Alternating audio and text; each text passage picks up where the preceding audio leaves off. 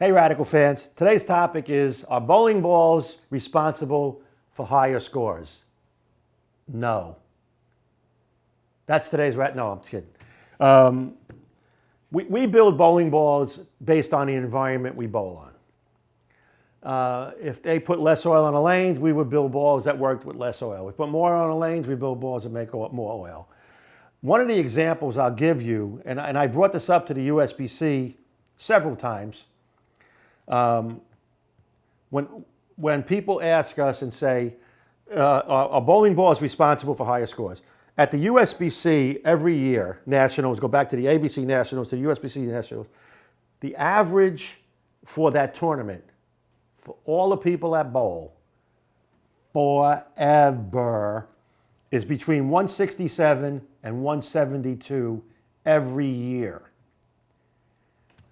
Here's my analogy.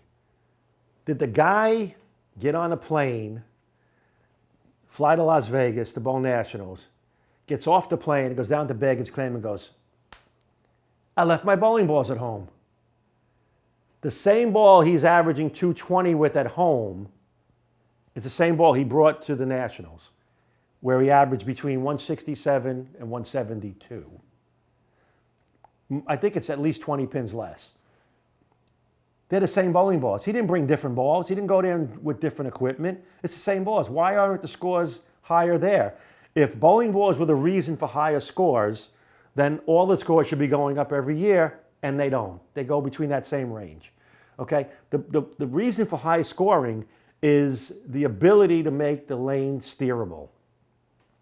You take a look at the two-handed bowlers, you take a look at the one-handed bowlers, the crankers, the tweeners, the strokers, whatever else there is, they take advantage of a pattern that is put on the lane.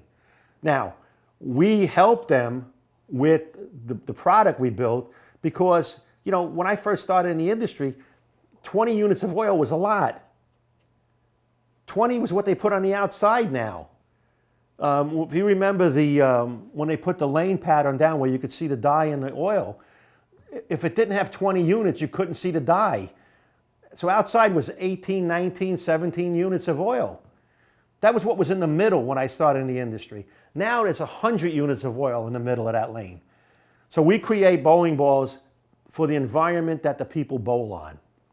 If they backed off on the oil, we would back off on the product. Would we stay ahead of the curve? I'm not sure we could.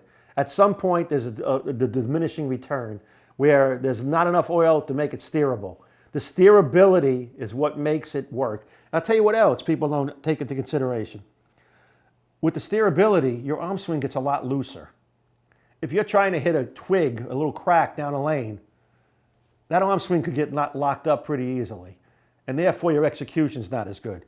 Here's the other thing.